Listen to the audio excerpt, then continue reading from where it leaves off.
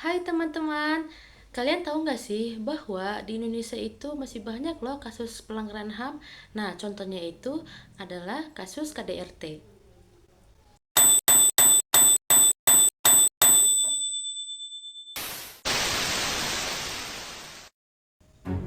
Dari Kementerian Pemberdayaan Perempuan dan Perlindungan Anak menunjukkan bahwa laporan kasus kekerasan dalam rumah tangga naik 32,15% sepanjang tahun 2019 sampai 2023. Nah, dari 11.783 menjadi 17.366 kasus KDRT.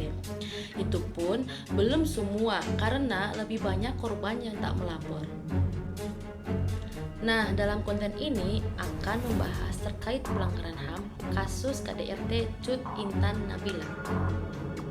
Berikut cuplikan video terkait kasus KDRT Cut Intan Nabila. Selebgram Cut Intan Nabila mengalami kekerasan dalam rumah tangga atau KDRT. Aksi KDRT itu dilakukan oleh suaminya sendiri, Armor Toreador Gusti Fante. Penganiayaan sadis yang dilakukan Armor dibongkar Cut Nabila melalui unggahan Instagramnya pada Selasa 13 Agustus. Selain KDRT, Armor disebut kerap selingkuh dari sang istri. Armor sendiri merupakan sosok yang bukan sembarangan. Ia memiliki pekerjaan yang cukup mentereng, yakni seorang CEO dan founder PT Bisnis Cukur Nusantara di Bandung.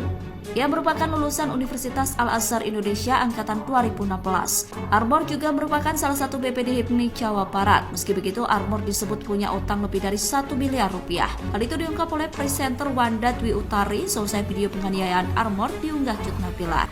Pelanggaran HAM dari kasus tersebut yaitu kekerasan terhadap wanita, yang dimana video dugaan KDRT diunggah ke Instagram Cut Intan Nabila hingga viral, sehingga mengundang banyak sekali orang yang berkomentar dalam postingannya. Dari kasus KDRT ini, selebgram yang bernama Cut Intan Nabila menjadi korban tindak kekerasan dalam rumah tangga atau KDRT yang dilakukan oleh suaminya, Armor Toreador. Faktanya dalam kasus ini bahwa selebgram Cut Intan Nabila mengunggah video yang diduga saat dirinya jadi korban KDRT. Video rekaman CCTV itu memperlihatkan Intan dan suaminya bersama bayinya sedang di atas kasur.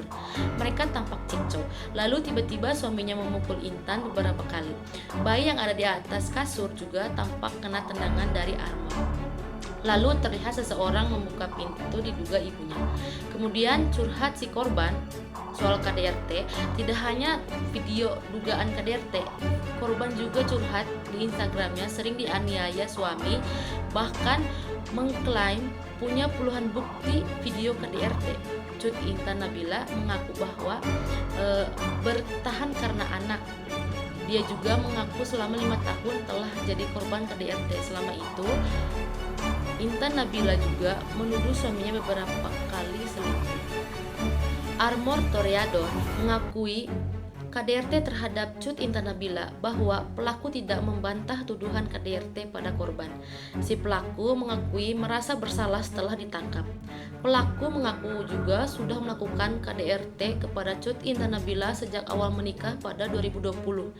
Ia mengaku telah melakukan KDRT itu lebih dari 5 kali.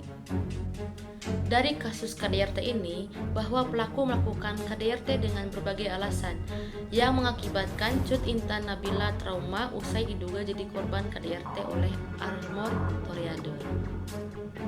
Kemudian menurut saya dapat dilihat dari kasus yang menimpa Cut Intan dan anaknya bahwa dampak jangka pendek KDRT pada anak, yang dimana anak-anak yang ditinggal di rumah salah satu orang tua mengalami kekerasan mungkin merasa takut dan cemas. Mereka mungkin selalu waspada, bertanya-tanya kapan peristiwa kekerasan berikutnya akan terjadi. Anak-anak balita yang menyaksikan kekerasan dalam rumah tangga mungkin mulai melakukan hal-hal yang biasa mereka lakukan ketika masih bayi, seperti ketakutan, menghisap jempol, menangis, dan merengek. Mereka juga mungkin mengalami kesulitan tidur, menunjukkan tanda-tanda ketakutan seperti gagap atau bersembunyi, dan menunjukkan tanda-tanda kecemasan perpisahannya yang parah. Dampak jangka panjang KDRT pada anak Anak-anak yang menyaksikan atau menjadi korban KDRT di rumah cenderung akan masuk ke dalam hubungan yang abusif atau menjadi pelaku kekerasan saat dewasa. Anak-anak yang menyaksikan atau menjadi korban kekerasan emosional, fisik atau seksual berisiko lebih tinggi mengalami masalah kesehatan ketika mereka dewasa. Ini dapat mencakup kondisi kesehatan mental seperti depresi, kecemasan, harga diri yang rendah, dan masalah lainnya. Untuk itu, penting menciptakan lingkungan rumah tangga yang penuh kasih sayang agar anak-anak tumbuh dengan baik di masa depan. Adapun pasal berlapis bagi pelaku kekerasan adalah pasal KDRT, pasal kekerasan terhadap anak, dan pasal penganiayaan. Diketahui dalam video viral yang beredar yang diunggah Cut Intan Nabila, terlihat Armor sedang melakukan KDRT terhadap Intan, sehingga anaknya yang masih bayi ikut kena dampak dari kekerasan Armor kepada Intan. Pasal yang menjerat Armor Toreador yang pertama yaitu pasal kekerasan fisik dalam rumah tangga atau KDRT, pasal 44 ayat 2 Undang-Undang 23 tahun 2004 dengan ancaman 10 tahun penjara. Yang kedua, pasal kekerasan terhadap anak yaitu pasal 80 Undang-Undang nomor 35 tahun 2014 tentang perubahan atas Undang-Undang Nomor 23 Tahun 2002 dengan ancaman 4 tahun 8 bulan ditambah sepertiga. Kemudian yang ketiga, pasal 351 KUHP dengan ancaman pidana paling lama 5 tahun penjara. Pendapat dan solusi dari kasus tersebut untuk mencegah terjadinya kasus serupa di masa depan, beberapa langkah dapat diambil. Yang pertama yaitu edukasi dan kesabaran publik, yang dimana meningkatkan kesadaran masyarakat tentang bahaya KDRT melalui kampanye edukatif dapat membantu korban merasa didukung untuk melapor dan mencari bantuan. Terus yang kedua, dukungan psikologis, menyediakan layanan konseling bagi korban dan pelaku KDRT untuk mengatasi trauma dan mendorong perubahan perilaku. Yang ketiga, penegakan hukum yang tegas, memastikan bahwa pelaku KDRT mendapatkan sanksi yang setimpal sesuai dengan hukum yang berlaku untuk memberikan efek jerah.